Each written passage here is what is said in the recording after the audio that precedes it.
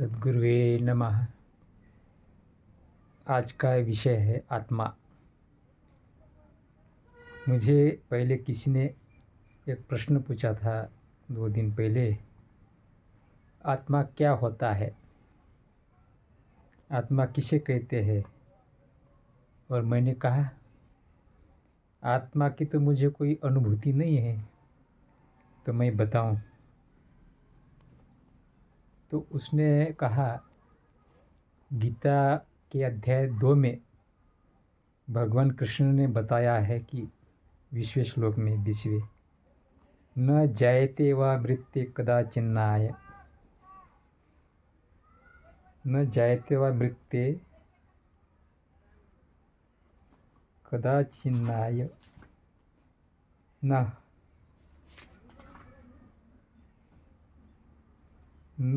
जायते मृत्ये वा कदाचिन्नाय, नायं भूत्वा भविता वा न भूया।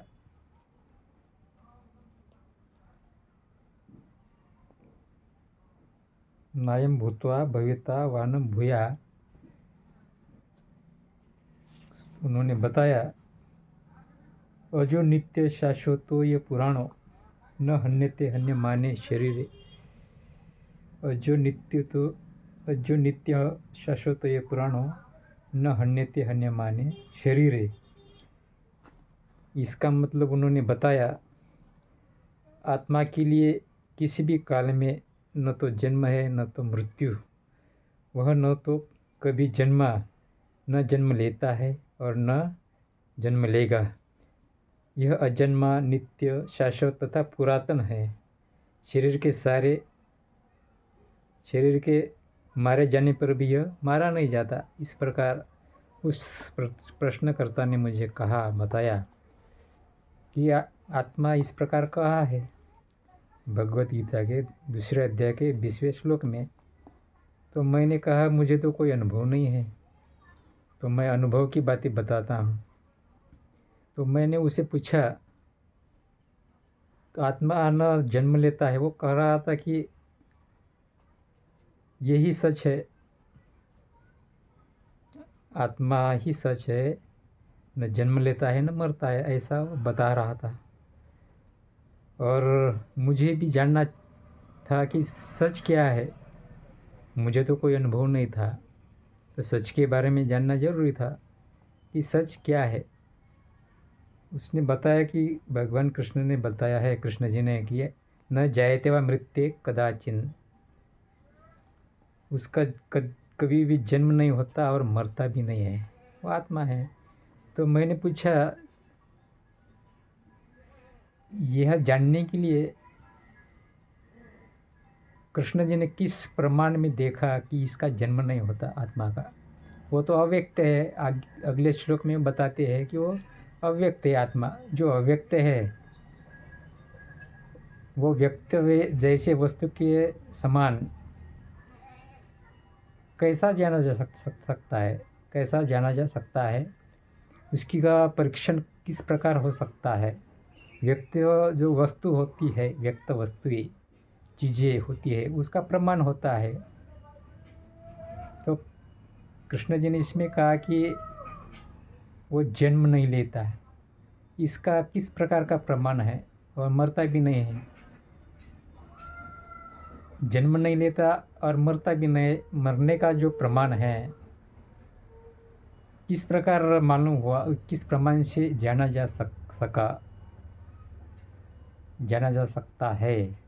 उस वक्त उसका कोई प्रमाण नहीं है, वस्तु का प्रमाण होता है।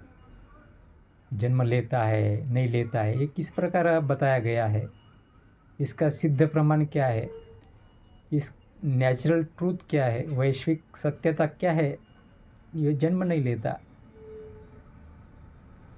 अगर मैंने कह दिया कि मैं मंगल ग्रह से ये दुनिया चला रहा हूँ, तो आप सच मान लोगे?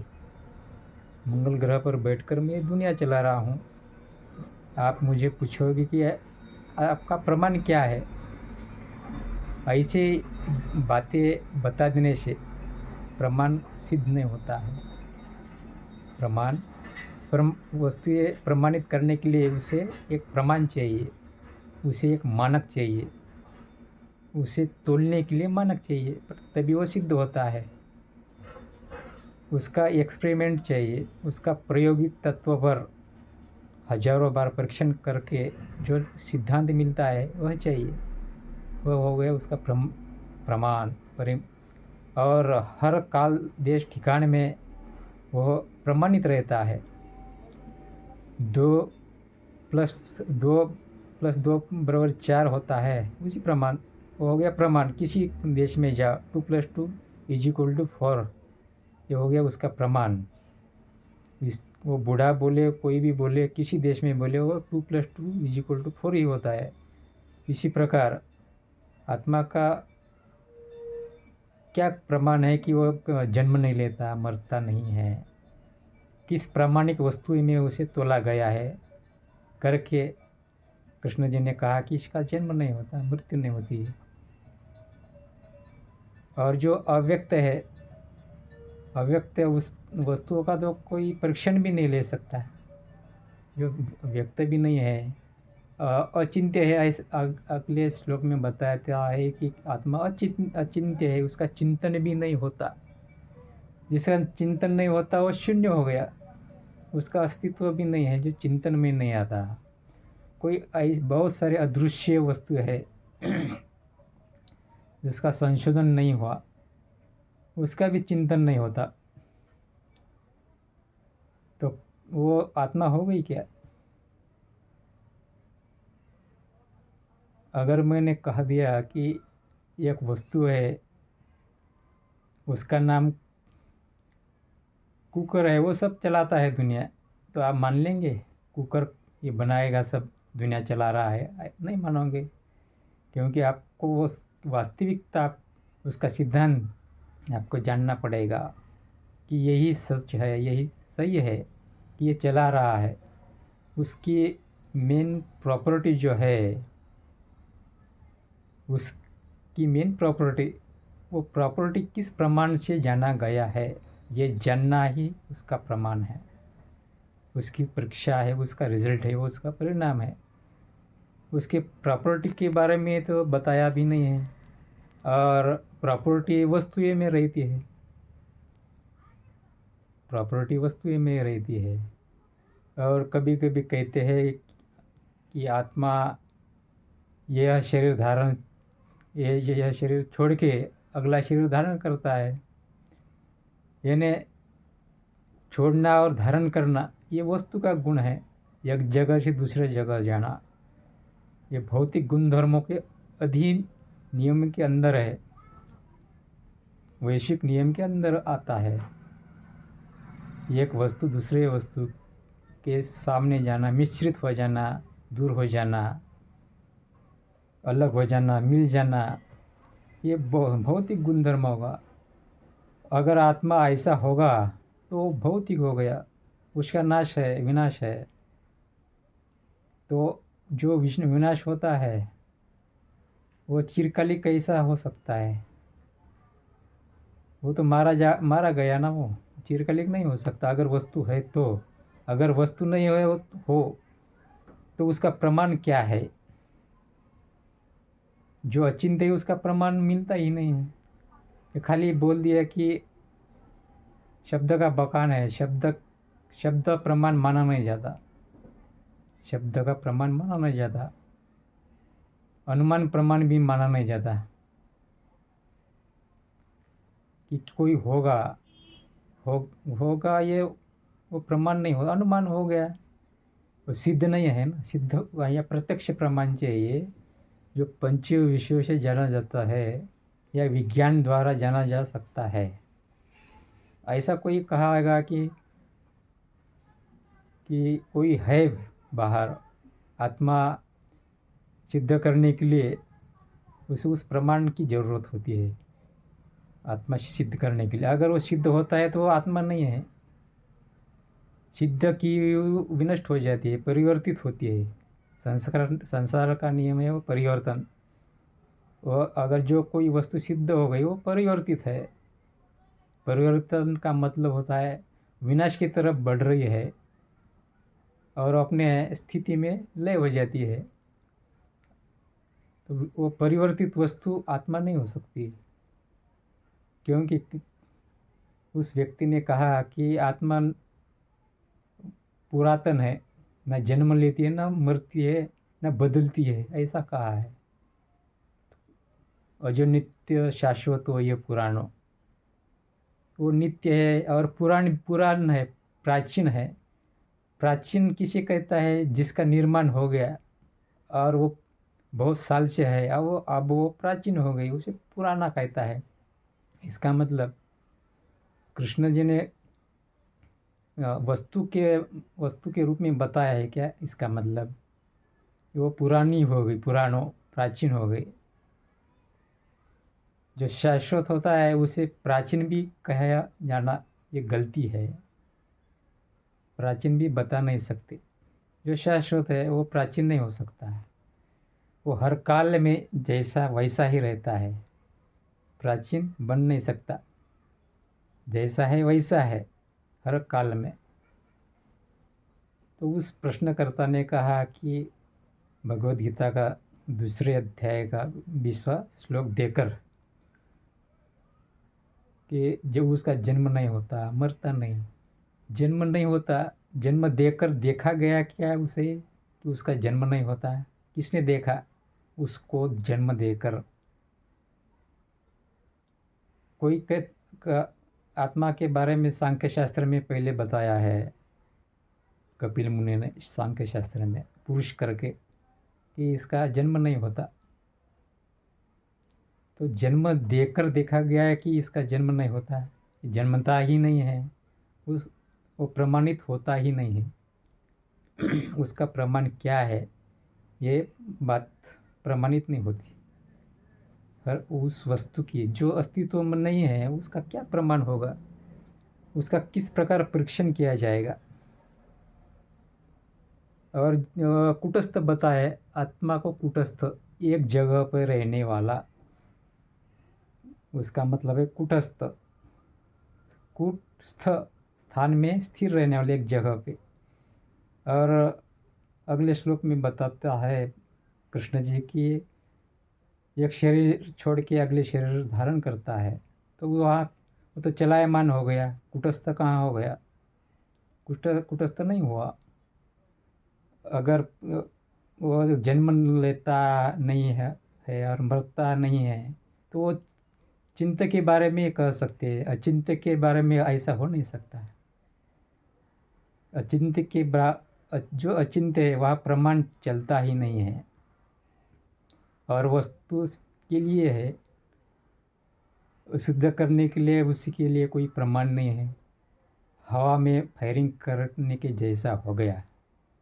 कुटस्थ जो है वो दूसरा शरीर कैसे धारण करेगा? और वो तो उसका गुण अलग है, और ये शरीर जो है मटेरियल्स है, पंच तत्वों से बना जड़, और वो जो तत्व है आत्म तत्व, उसका गुण अलग है, और वो जड़ में कैसा सम्मिलित हो जाएगा, मिश्रित हो जाएगा? सजातीय वस्तु में मिश्रित होती है, कम्बिनेशन होता है, दूसरे वस्तु में कम्बिनेशन नहीं होता, उसका विलय उसमें ही रहता है, उसमें मिश्रित होती है, जड़ जड़ में मिश्रित होता है उसका। और जो मिश्रित होता है, जो ट्रांसफ़र होता है, जो परावर्तित होता है, जो परिवर्तित होता है, वो विनष्ट होता है, उस आकार में नहीं रहता, इसका मतलब वो विनष्ट होता है। जो आकार में नहीं रहता उसका गुण में बदलाव आता है, जिसका गुण में बदलाव आता है वो शाश्वत नहीं हो सकता।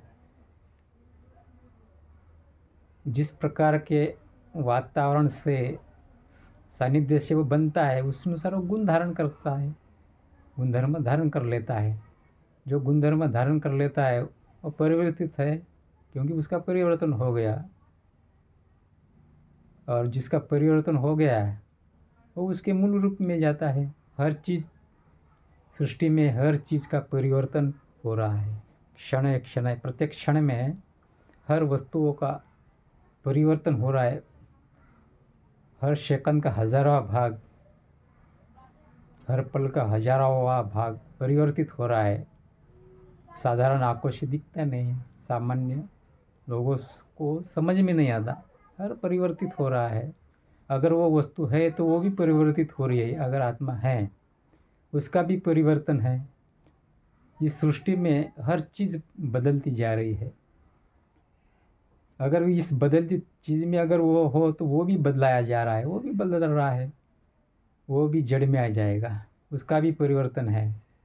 हर चीज़ देखो वो परिवर्तित हो रही है।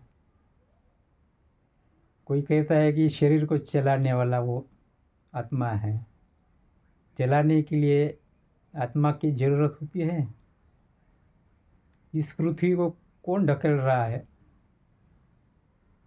हर ग्रह को कौन चलायमान कर रहा है? वो अपनी अपनी कक्षा में घूम रहे हैं और बड़े ग्रह के सानिध्य में आकर उसका भी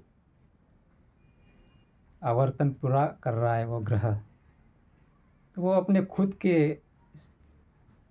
स्वभाव गुण धर्म के अनुसार कर रहा है, चल रहा है। वो उसे कोई ढकेल नहीं रहा। पृथ्वी के नीचे कोई जाकर हाथ से कोई ढकेल नहीं रहा, सूरज की तरफ उसको गोला नहीं घुमा रहा है। पृथ्वी को कोई घुमाकर देख नहीं रहा कि चल रहा है एक आदमी कोई शरीरधारी। पृथ्वी का स्वयं गुणधर्म है, अपना गुणधर्म। उसी गुणधर्म के अधीन स्वयं भी घूम रही है और सूरज का भी वो राउंड पूरा कर रही है। फेरा जो है गति अपने अपने गति से मैग्नेटिक जोन के अंदर ही पूरा कर रही है। उसमें कोई एक आत्मा घूम नहीं रही घुमाने के लिए। अगर समझो एक कान खजुरा लाया और उसे बीच में से काट दिया, उसे बहुत सारे पैर होते हैं। कान खजुरे को बीच में से काट डाला, दो टुकड़े कर दिए। उसमें उस कान खजूरे के दो टुकड़े में किस किस जगह पर उसका आत्मा है? कुछ की तरफ आत्मा है या उसके मुंह की तरफ आत्मा है? कौन बता सकता है? अगर उसके भी और टुकड़े कर दिए तो सभी टुकड़े चलने लग जाते हैं, इधर उधर भागने लग जाते हैं। तो उस एक आत्मा के 4 टुकड़े हो गए, समझो।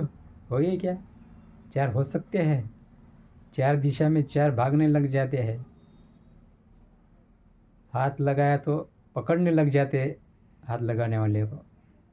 उसके पास वो ज्ञान कहाँ से आया पकड़ने का? उसके जो पाँव बच जाते हैं, उसका जो धड़ बच जाता है शरीर, उस शरीर को लेकर उस जो उसके सामने आता है उसको वो पकड़ लेता है, कैच कर लेता है। तो कैच करने की बुद्धि वो उसके वहाँ कैसे आ गई? 4 भाग हो गई, उसके कान खजुरे हो गई, 4 आत्माएं हो गई उसके। ये सृष्टि का जो नियम है वो अलग अलग है। उस रहस्य किसी को समझ में नहीं आता और ये रहस्य जाने बगैर किसी के पीछे लग जाना, आराधना कर लेना, कोई है आत्मा परमात्मा इसके पीछे भाग जाना, ये अच्छी बात नहीं है। तो परीक्षण के दृष्टिकोण से देखा जाए तो देखना पड़ता है कि सच क्या है। मुंह खोला, शब्द गपोड़ दिया, हो गया, ये प्रमाण नहीं होता। उसके लिए अच्छा प्रमाण चाहिए, पुख्ता सबूत चाहिए, तभी वो सिद्ध होता है। मनुष्य अपनी मृत्यु के बारे में सोचता है कि उसे भय है, मृत्यु का भय है करके उसमें आत्मा का कॉन्सेप्ट ले लिया कि भाई हम पुण्य करेंगे तो हम स्वर्ग में जाएंगे। एक आत्मा होगा, हम आत्मा है, पुण्य करेंगे स्वर्ग में जाएंगे, ऐसा कॉन्सेप्ट बना लिया। और किसी साधु संत की सेवा करेंगे तो स्वर्ग में जाएंगे, पुण्य बनेगा। पुण्य किसी अज्ञात वस्तु की सेवा करने से या किसी की सेवा, अगर ज्ञानी अगर हो सेवा किया तो अच्छा है। अगर सेवा करते करते अगर तुम्हारा आयुष्य खत्म हो गया, क्या फ़ायदा? आपने सच नहीं जाना इसकी क्या वास्तविकता क्या है। सेवा करते करते चला गया और उसकी वास्तविकता वास्तविकता क्या है। आत्मा परमात्मा क्या है। तो आत्मा का कॉन्सेप्ट तैयार कर लिया, वो जन्मता नहीं मरता नहीं। जैसे मैंने कह दिया कि भाई मैं मंगल ग्रह पर से अभी बोल रहा हूँ और ये सब सृष्टि मैं चला रहा हूँ। आप मान लोगे? आप मान नहीं सकते। आप मुझे सबूत मांगेंगे कि आप सबूत दीजिए, तभी आप मानोगे। तो सबूत देखिए, क्या प्रमाण क्या है। बात है बातों क्या क्या, वो तो बातें बातें है। बातों से समाधान नहीं होता है, उसके लिए प्रमाण चाहिए, पुख्ता सबूत चाहिए। तो स्वर्ग मिलेगा, नरक मिलेगा, आत्मा का कॉन्सेप्ट बना लिया, ईश्वर का कॉन्सेप्ट बना लिया। वो हम बहुत पाप करेंगे तो हमें आशीर्वाद देकर हमें छुटकारा दे देगा। इसके लिए तो और पाप करो और आपको ईश्वर बना, और ईश्वर आपको उस पाप से मुक्ति दे देगा। ये पापी लोगों ने ही ईश्वर का कॉन्सेप्ट बना लिया है। पापी लोगों ने कि सुरक्षा के लिए कर्म तो हो गया भाई, अब क्या करें, बना लो एक ईश्वर, करो उसकी आराधना, हम इससे वो छुटकारा दे देगा। अगर वैश्विक नियम देखता रहता तो ईश्वर की क्या ज़रूरत है। देखा जाए तो ईश्वर की ज़रूरत नहीं है। और आत्मा जो सिद्ध नहीं होता, उसके पीछे भागदौड़ क्यों कर रहे हो। वो तो सिद्ध नहीं होता, भागदौड़ करके क्या मिल रहा है। और जो नहीं है उसके पीछे भागदौड़ करके आपका भी समय ऐसा ही भागता चला जा रहा है। आपको कल्याण का रास्ता नहीं मिलेगा, आप कल्याण के मार्ग पर से भटक जाओगे। कल्याण का रास्ता कल्पना में नहीं है, वास्तविकता में है, मानवता में है, ज्ञान में है। स्वयं को जानो, स्वयं क्या है उसे जानो, उसका परीक्षण करो कि क्या है। तो इस प्रकार आज का ये प्रश्न उत्तर का भाग यहाँ समाप्त होता है। सद्गुरुवे नमः। साहेब बंदगी।